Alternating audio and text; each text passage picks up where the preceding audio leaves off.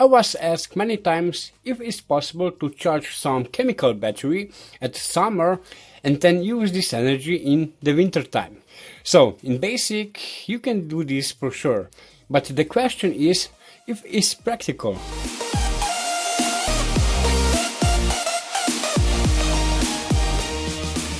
So in this case, when you need to store some amount of energy for some long period of time, then in this case the size of the battery really matters. Because if you want to charge a battery in the summer and then this energy you want to use in the winter time, then for example a 10 kilowatt hour battery is not really practical. Because you will store 10 kilowatt hour of energy for 6 months, which in the winter you will only use for a day or even less. So in this case, the capacity size of the battery really matters. Then the next problem is also what type of battery you want to use for this application. Because storing the energy for 6 months is quite a long time. And each battery have also some degree of the self-discharge, which means that you will lose some energy over the time. So the lead acid battery have the self-discharge from 3 to 10% per month, which means that in 6 months the lead acid battery will lose from 18 to 16% of the capacity. Then the lithium-ion battery have the self-discharge rate from 1 to 2% per month, which means that in 6 months the lithium-ion battery will lose the capacity from 6 to 12%.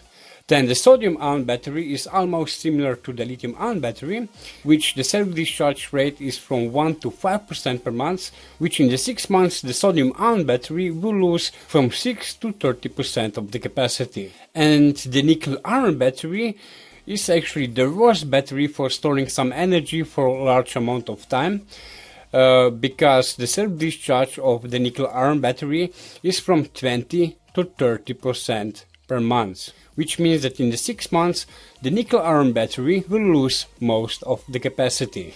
But you also have some battery types which have minimum to almost zero self-discharge, and those batteries are called redox flow batteries. Flow batteries are almost like normal batteries, but with the difference that the flow batteries have some extra tanks which are filled with the electrolytes.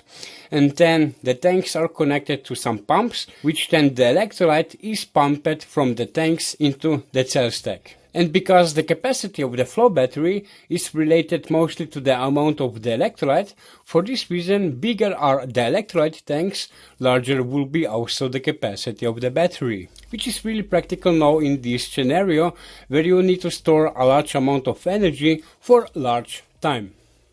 So over here I have my example of the flow battery, and if you remember this construction, then you can see that this battery I use for my vanadium redox flow battery project, but some parts I already put apart, but I think that for this little demonstration this one will be okay.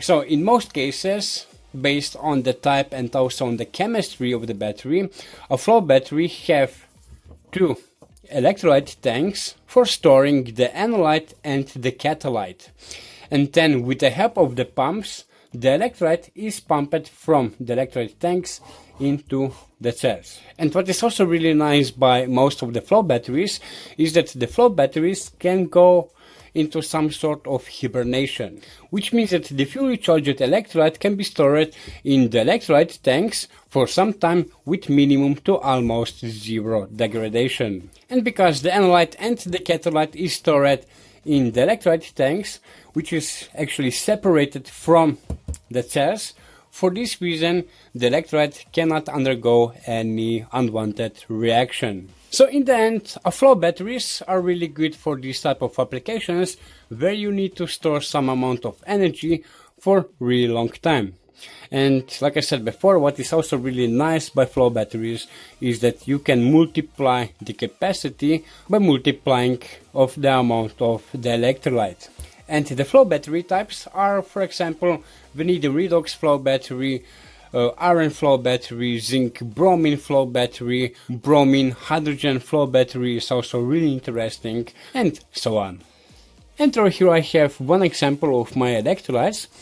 which are actually a part of my Hyperflow battery project.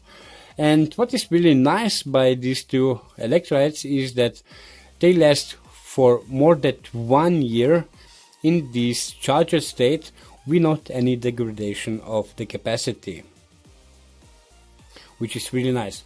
So the only difference between these two electrolytes is that this one is a little bit more concentrated than this one. And yeah, so the electrolytes are iodine based, and this one have the capacity from 55 to 65 milliwatt hours per 1 milliliter of the electrolyte. Which means if I use 100 milliliters of this electrolyte in some battery, then the battery will have the capacity around 5 to 6 watt hours. And now I can also make some small demonstration with this electrolyte. So for this demonstration I will use the cell like this one, which I call it a semi-refilled cell. Which means that I can refill the positive and also the negative material. So into these two holes I can fill the cell with the electrolytes like this one, and over here into this area I can put the negative electrode like aluminium or zinc.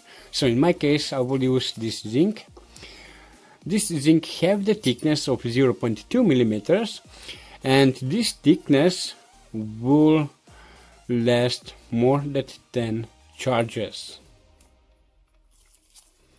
So, and by charging I mean that with each charge I need to refill the cell with some freshly charged electrolyte.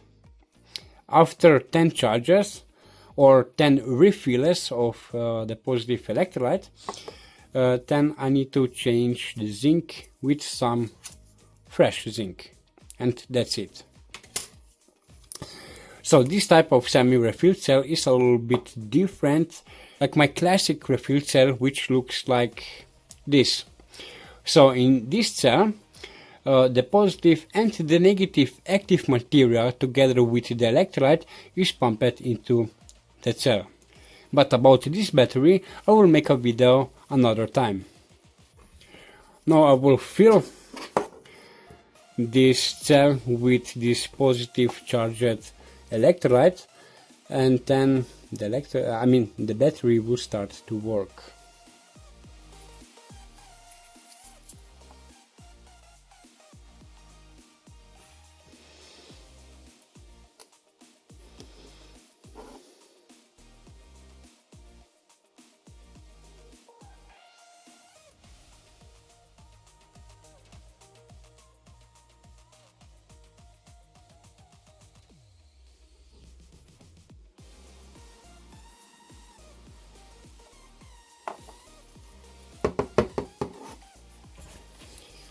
Now I need to find some motor.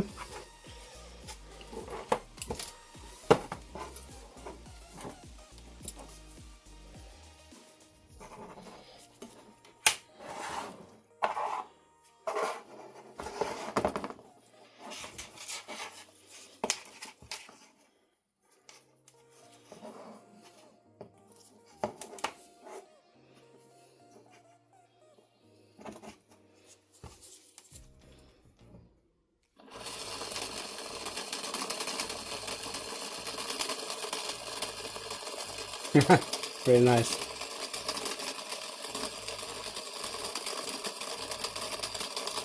Now at this stage, when the battery, the cell will lose the power, then I simply refill some fresh positive electrolyte. And like I said before, after 10 charges, then I need to also change the zinc.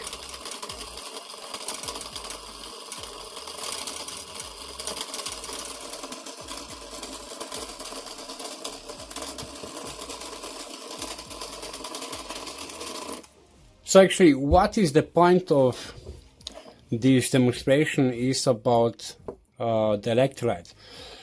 Because, like I said before, this electrolyte was stored for more than 1 year, and after all this time the electrolyte, which is right now in the charged state, don't lose any capacity. Which means that this type of electrolyte is really good for some flow batteries or some emergency batteries like this one. And now if you want to make your own version of this type of semi-refill emergency cell, then you can also do it, because only what you need are some simple materials which you can find at home or you can order really simple by internet. So for the housing you can improvise a little bit and you can use some Tic Tac box, which I have over here. Then you will use some graphite, which will be the positive current collector.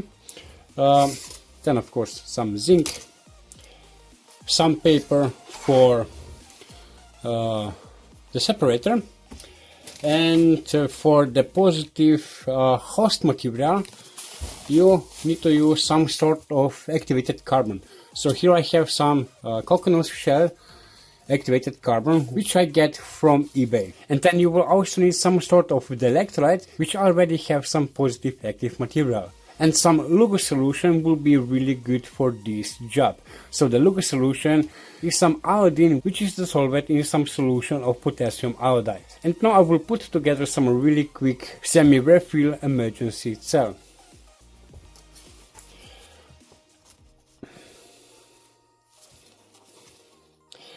So first I will cover the entire zinc with the separator, like so.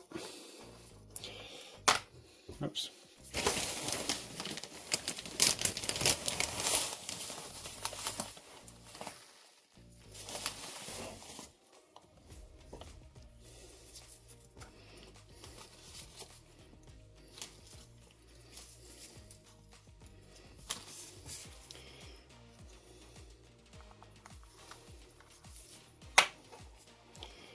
So now I have the zinc electrode inside of this Tic Tac box and also the graphite, which is the positive current collector, and now in between I need to fill with this activated carbon.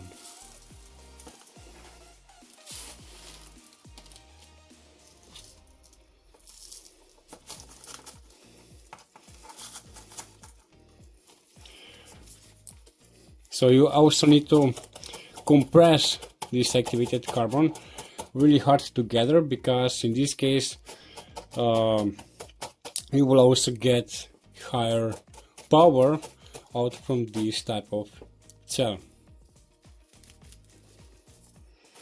Okay. So the activated carbon is the host material for the iodine, and now in this stage only what you need to do to activate this kind of cell, we need to put here the Lugo solution. But in my case I will use this my electrolyte.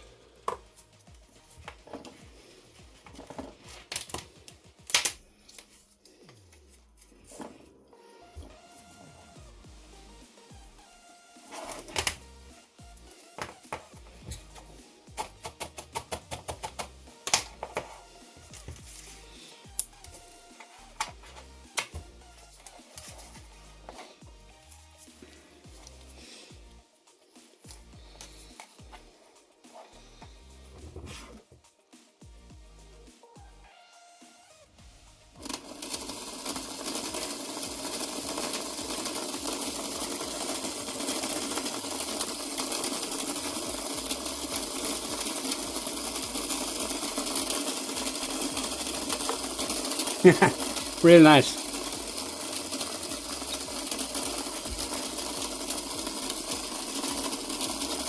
So when this type of cell will be discharged, the only what you need to do is to put some freshly electrolyte, which will be in your case some Lugo solution, into the cell, and the cell will start to work again.